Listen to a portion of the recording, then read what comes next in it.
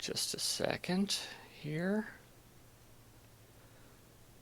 Not totally sure that Flash Media Encoder didn't just crash.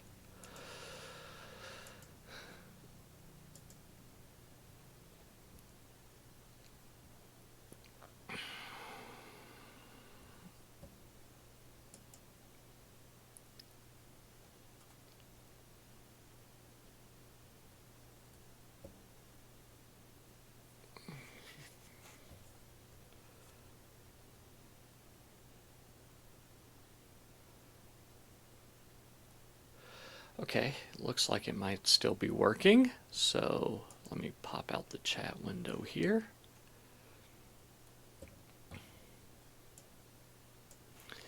And make the announcement that I'm live, and then we'll get going with your questions.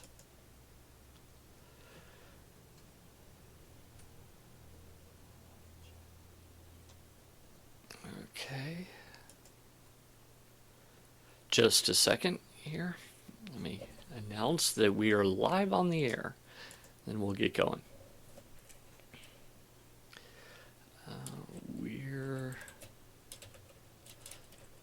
Join me on ChurchTechCast.com for the answers to your questions. And then send that bad boy and close down the site. Log into the chat. Okay, let's get going, shall we? Welcome to another episode of the Church TechCast show, question and answers. And so I thought that we would just hop right in. First off, let me say that if you've got any questions that you would like to share with the community, then drop me a line, paul@trinitydigitalmedia.com, or give me a call, 1-877-763-3246. You can always leave a comment underneath this video, and I'll certainly answer them. In fact, one of the questions is a comment on one of the videos, so that works out well. Also, for some reason, it looks like the chat room doesn't seem to want to be connecting right now. So I guess that won't work, but you could give me a call, 1-877-763-3246. That's 1-877-POD-ECHO, and leave a message there, and I will answer those as well. Okay, let's hop right into your questions. On the Church Tech group on Google+, Matt Rickers asked, I've had a reasonable level of experience with creative church video over the past few years in both large and small churches. Much of my experience, however, was on mini DV style camcorders and like equipment. I'm there with you. Recently, I started a new role as one of the pastors at a small church with a limited amount of time and budget I can put towards video. However, we do have a nice Canon T4i. This is important for this question, and I've enjoyed shooting with that. However, I need tips for recording audio. I've looked a little at track recorders,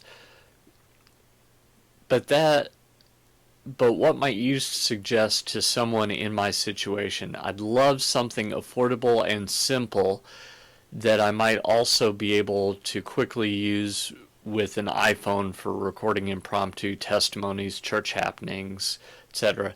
Editing on a Mac with Final Cut 10. Okay, so what I use, in fact, the way you're getting audio right now, let me make sure you're getting, you're getting audio right now. The way you're getting audio right now is I've got my Audio-Technica 6550, ATR 6550, plugged into my Zoom H4, and then it's coming out of the Zoom H4 into in this case, a Griffin iMic, which is coming into my computer. But I also have that coming out of the line out of the Zoom H4 going into my T3i for the videos that have the white background that are higher quality that you'll see on YouTube. By the way, you can go to my YouTube channel bit.ly/PaulTube, all lowercase, and subscribe. That would be very helpful. But you can also take a look at the widescreen videos that I'm talking about, especially the Creating Church video series. I guess you could just Google Creating Church, because I'm virtually every not Creating Church, Eternity Changers rather. Creating Church is coming. Eternity Changers, I'm virtually every response under Eternity Changers on the first page of Google. So just do that. Look for me, the face you see, up against a white background, and that should be what should be helpful to you. So the Eternity Changers series is all shot that way, and while sometimes I record on the H4 directly, by the way, they don't make the H4, now it's the H4n, normally running directly into the camera with the gain turned all the way down, I get great sound. Now, there's a couple other things you can do. DJ over on DSLR Film Noob has had good success with this. This is the iRig, yeah, there we go. The iRig Pre, which is designed to go into a, it's designed to go directly into an iPhone, and if that's what you want to do and sync it in post, you absolutely can. Let me see if I can't find my other cable.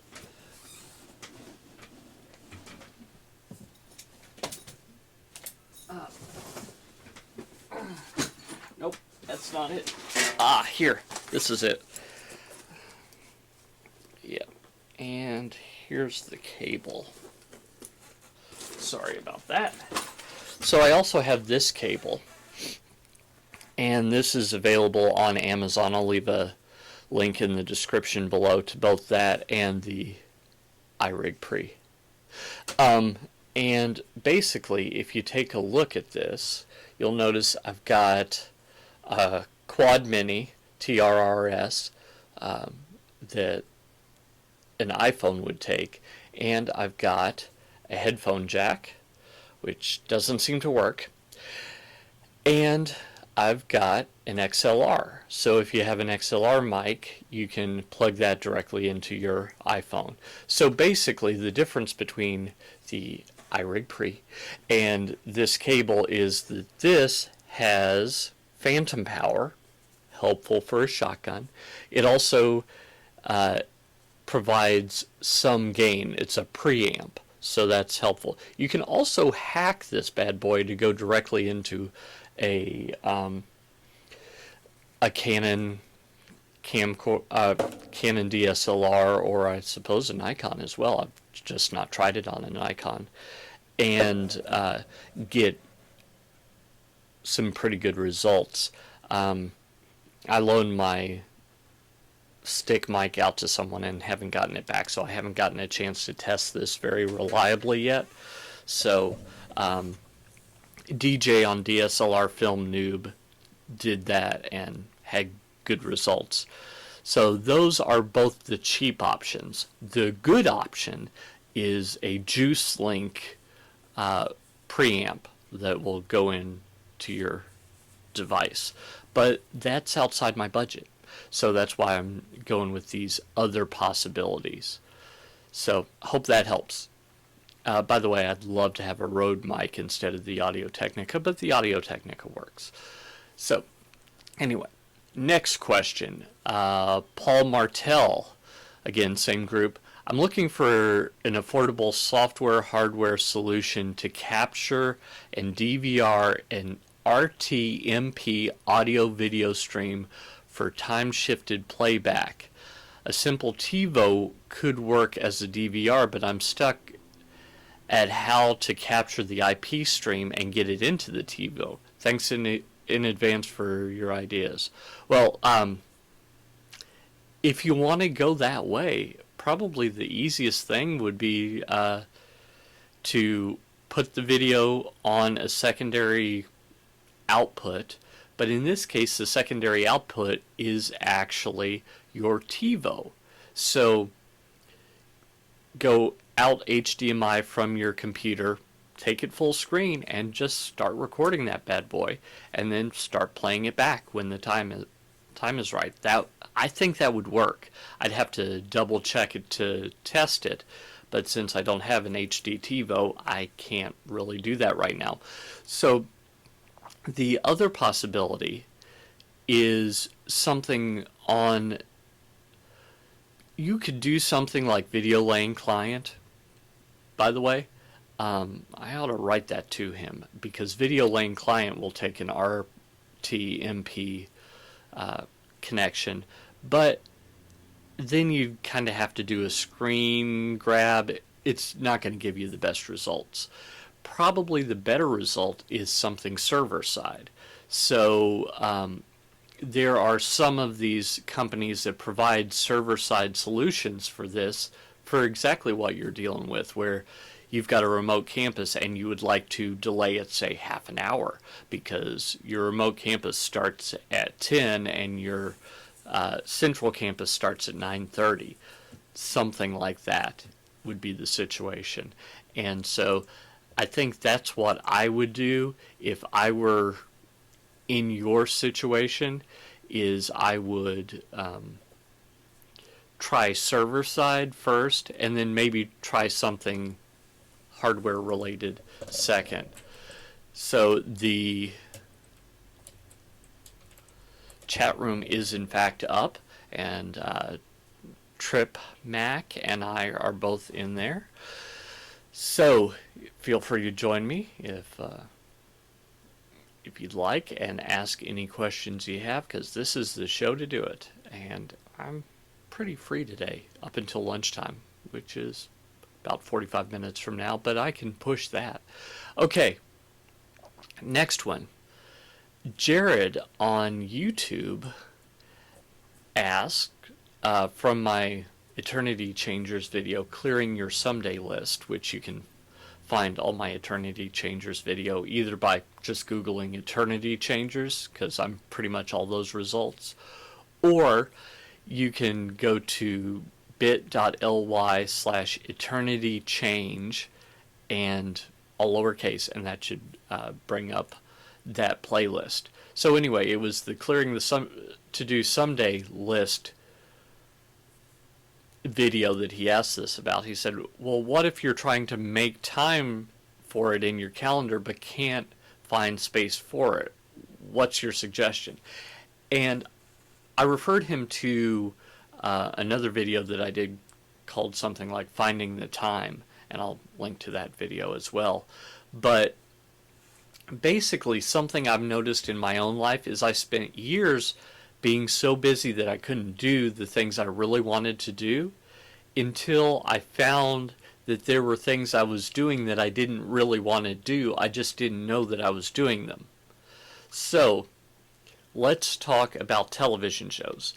How often do you sit down to watch a show you kind of like and you kind of don't? Or you're just not really doing anything productive, you're just goofing around. That is your time. That is the time that you can reclaim, and try and claim an hour a week. Get rid of 2 sitcoms or 1 hour-long drama that you kind of like, and I bet you find that you have an extra hour a week. Now, an hour a week isn't a lot, but when you space that over a year, that's 52 hours. That's more than a standard work week. So you could really accomplish something there. Now, I'd love to tell you about a couple other things that you could do. If you have the money, why not hire someone to do the things that you don't want to do? Let's say you hate mowing your lawn. I bet for 20 bucks you can find, well, unless you have a huge lawn, but let's say you have a small lawn. I bet you can find a teenager that for 20 bucks, 30 bucks will make your lawn look beautiful, or at least, anyway, so you don't have to. And that's once a week where that'll save you an hour, maybe two. Is it worth that amount of money? I'd say it might be. If you've got the money to do it. Maybe it's cleaning the house. You hate cleaning the house. Maybe you should pay someone to come in and clean your house. And just have them do it an hour or two a week and use that time for chasing your goal. If you've got kids, it might be worth it to pay them a little something to do to free you up.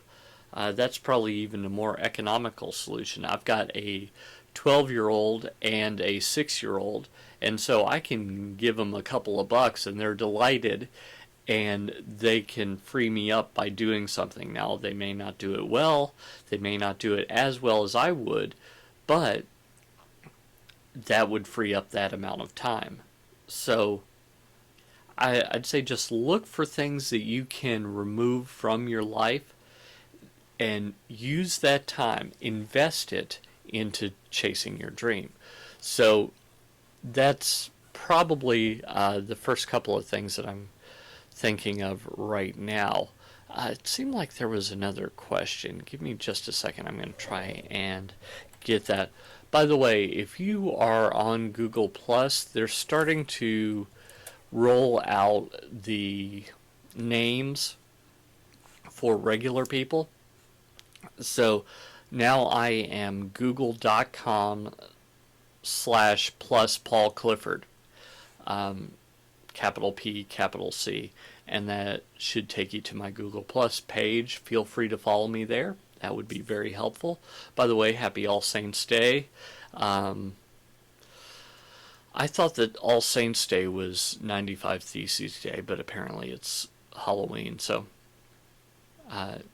happy belated 95 Theses Day to my Lutheran brethren and sistern. I don't think that second one is the correct word, but I'd love to have a word like brethren for girls and ladies and women and okay. Anyway, so yeah, let me see what, because I thought there was a third question that I must not have copied down, so give me just a second to try and find that in the Church Tech group. So let's see here. Oh yeah, so this is Cody.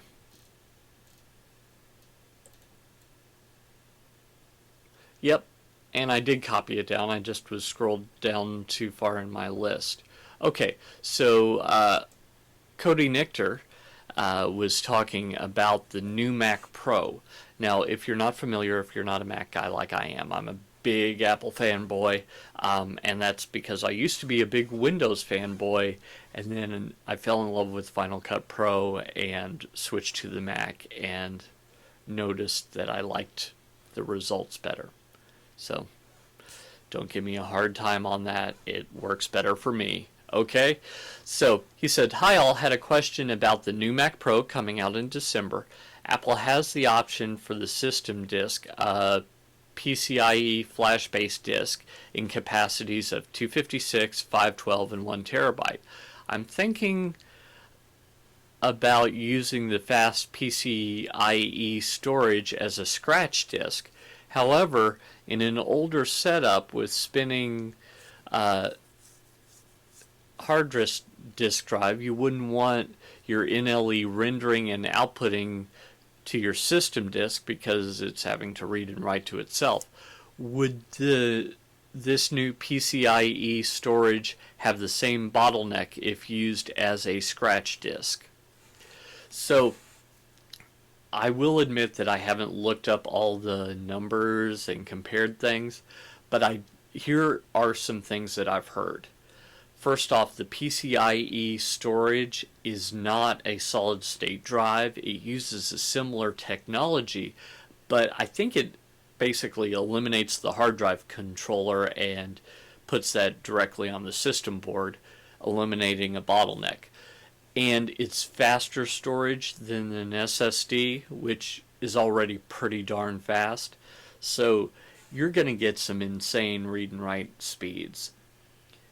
The problem I would have is a terabyte is not a lot, especially if you're editing 4K. So you'd be spending a whole lot of money for flash-based storage, when for less money you could get a Thunderbolt, perhaps even RAID spinning disk configuration that might be more than adequate to the job. So I think that's what I would look into, just as a possibility. I think that the bottleneck would not, under any circumstances, be the PCIe storage. I think that storage is going to be really, really fast. You could absolutely use it as a scratch disk, but as I say, it's the amount of space that concerns me, not necessarily the speed. So, because that should read and write really, really, really fast. I mean, right now, I know in the SD mini DV days, we would say, well, as long as you've got a 7200 RPM spinning drive, you're fine. With HD and now 4K, that could be a bit of a problem. So it's possible that you will need rated hard drives, but I'm sure someone has thought this through.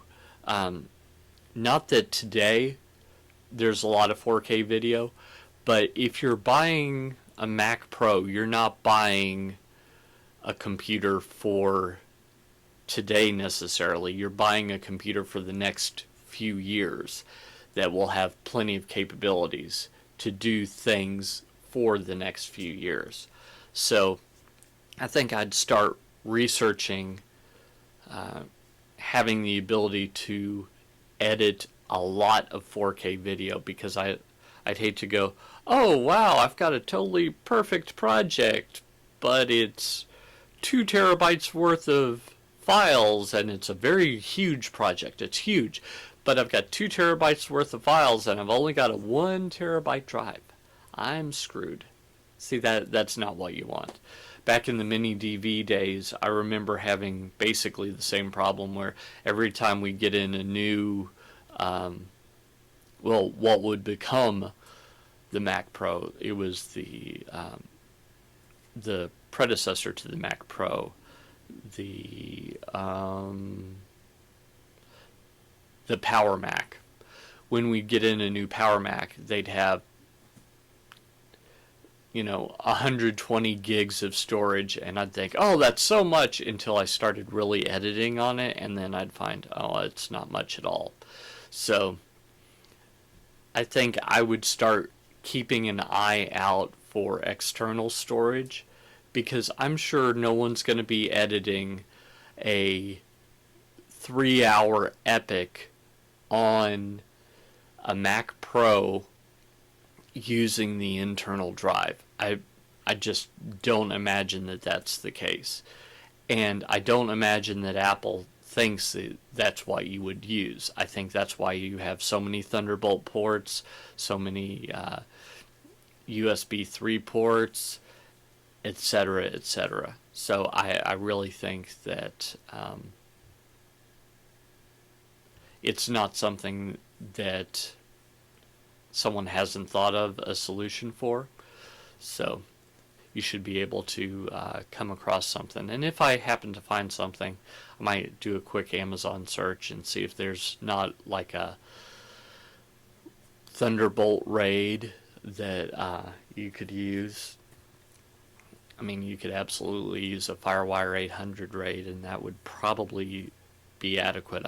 But again, I haven't done the research to tell you absolutely that that's the case, because I'm just not thinking 4K thoughts yet, because I don't have the budget for a Mac Pro. Although if someone wanted to buy me one, I would turn it down.